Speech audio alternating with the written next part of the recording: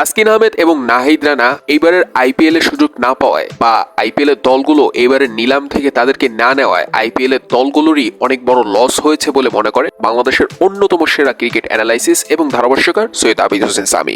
Recently একটা সাক্ষাৎকারে এই সমস্ত কথা বলেন সৈয়দ আবিদ হোসেন সামি। তাসকিন আহমেদকে লখনৌ প্রস্তাব দিয়েছে তাদের দলের হয়ে 2025 আইপিএল এ খেলার জন্য।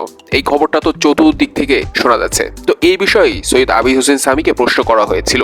তো সৈয়দ আবিদ হোসেন সামি বলেছেন যে এই বিষয়টা এখন পর্যন্ত কনফার্মলি কোনো কিছু জানা যায়নি, যদি এটা সত্যি হয়ে থাকে তাহলে অবশ্যই তাসকিনের জন্য ভালো। কিন্তু সৈয়দ আবিদ হোসেন সামি এটা বলেছেন যে তাসকিনকে তো নিলাম থেকেই নেওয়ার কথা ছিল বা উচিত ছিল আইপিএল এর দলগুলো, কারণ আমরা প্রত্যেকেই জানি আইপিএল এর দলগুলো চেষ্টা করে কোয়ালিটি সম্পূর্ণ প্লেয়ার নিজেদের দলে ভেড়ানোর জন্য। তো তাসকিন, নাহিদ রানা এরা তো কোয়ালিটি সম্পূর্ণ ফাস্ট বোলার, এরা যে কোনো ব্যাটিং লাইন আপকে যে কোনো সময় ধ্বংস করে দিতে পারে। তো এদেরকে না নেওয়ায় সারপ্রাইজ হয়ে গিয়েছিলেন সৈয়দ আবিদ হোসেন সামি, এরকম কথাই বলেছেন ওই সাক্ষাৎকারে। তো এর পরিপ্রেক্ষিতে সৈয়দ আবিদ হোসেন সামিকে প্রশ্ন করা হয় যে না নেওয়ার কারণ কি ছিল এই দুইজনকে। তো এটার উত্তর এক কথাই দিয়েছেন সৈয়দ আবিদ হোসেন সামি। তিনি বলেছেন হয়তো এটা রাজনৈতিক কোনো ইস্যুর কারণে তারা নেয়নি, কিন্তু এটা আইপিএল এর জন্যই লস হয়েছে এই দুইজনকে না নেওয়ায়, এরকমটাই বারবারই বলেছেন সৈয়দ আবিদ হোসেন সামি। তো দর্শক আপনারা জানান সত্যি কি আইপিএল এর দলগুলোর জন্য লস হয়েছে এই দুইজনকে না নেওয়ায়, নাকি বাংলাদেশের লাভ হয়েছে এই দুইজনকে না নেওয়ায়?